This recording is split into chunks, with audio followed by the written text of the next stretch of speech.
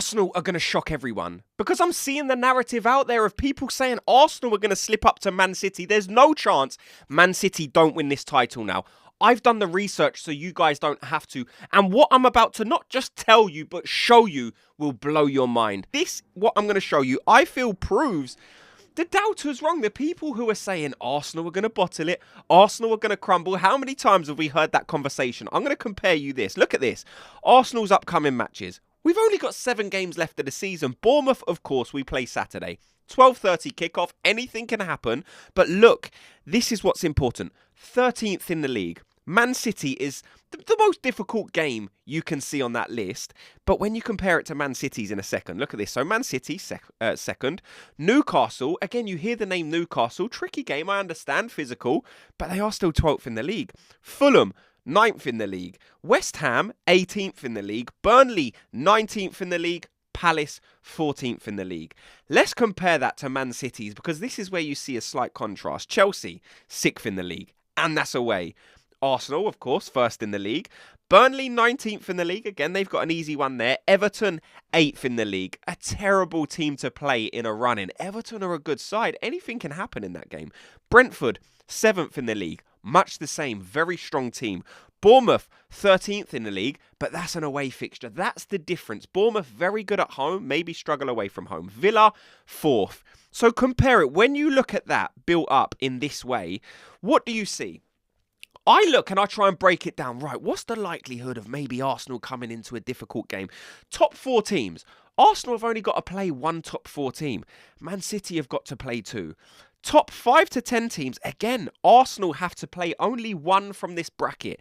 Man City have 3, and this is the big difference because those are the teams you can lose to. I'm looking at Chelsea away. Very, very difficult fixture, but there's other ones in there as well. And again, Arsenal, 11th to 15th, 3. 11th to 15th for Man City is only 1. Top 16 to 20, Arsenal play 2, Man City only 1. So it's weighted very differently.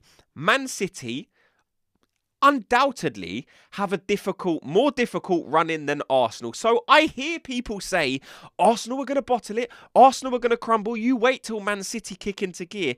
That's true. When Man City kick into gear, they are a good side. But I look at the teams Man City have got to play, and I don't see them not dropping points. People are expecting the Man City of 4 years ago to all of a sudden rear its head and then go on an unprecedented run of winning 10 games in a row. We haven't seen that from Man City this season. Again, I'm only showing you this information because I'm sick of the constant Arsenal are going to struggle in the run-in. And then you actually look at the information and you think, right, it's going to be difficult. Every game's difficult. But you look at the game Man City have got coming up and they are far more difficult. Now, there are some questions around this Bournemouth game that we have to find out the answer from Mikel Arteta. First of all, is an obvious one. Injuries. What's happening there? I've got some questions from some of you guys. Remember, get in the comment section of this video if you want to be featured in tomorrow's video. But I look at the main one I'm looking at is, I think there's 2, but the first one, Havertz versus Odegaard in midfield. I want you guys to let me know, who do you start against Bournemouth? Is it Havertz or is it Martin Odegaard? Because for me, the better player, certainly in central midfield, is Martin Odegaard. He's our captain.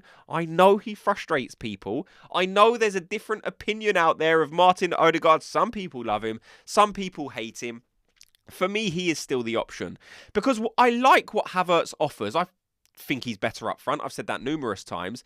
He can get you a goal though, but I don't think he's the starter. Martin Odegaard is the heartbeat of this team, whether people like it or not, whether people think he just tries to act like he's busy on a football pitch and he's buzzing around doing a bit of nothing. I don't agree with that. I think that's too harsh.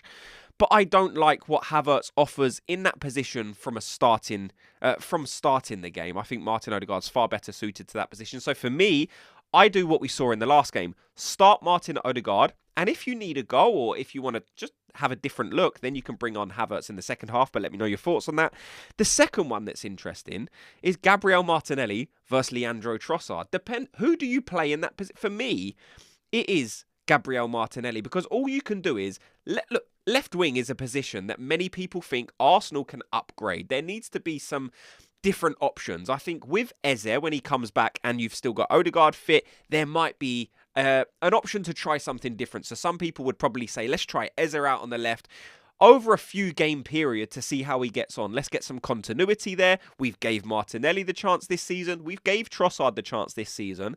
And although they've been decent, in the league you would have to say Trossard's been better, maybe you can try Eze there and get a slight better performance in terms of output. Because you look at Martinelli, and again, I play Martinelli in this game only because he's helped out more recently. He got an assist in the last game, so that's all I'm looking for. When it comes to a position that most people would say is struggling, who's given you more in that position recently?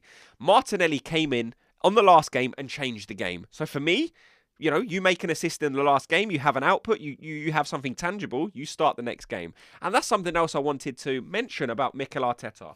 He's been criticised a lot recently, but I don't think many people are giving him credit just for the amount he changes a game with his in-game management. It's been questioned so many times this season because I've seen it in my comment section. Mikel Arteta's clueless. When the game's kind of 60, 70 minutes, he runs out of ideas. He's only one track thinking, but I disagree because we saw the graphic pop up about a month ago. Mikel Arteta has changed games the most out of any manager this season by his substitutes coming on and chipping in with goals or assists. And that trend is continuing because we saw in the last game, he made the change at a time where people were saying Arsenal was struggling, we need something different. And although I think people are overreacting in terms of putting a negative spin on that Sporting game, it wasn't perfect, but at no point was we really in any danger of losing that game. Sporting had their chances, Arsenal had their chances, but Mikel Arteta made the decisive decision to bring on two players and both of them chipped in to change the game for Arsenal. He's done that countless times this season, and I'm not hearing many people give him credit for that, so I certainly wanted to do that.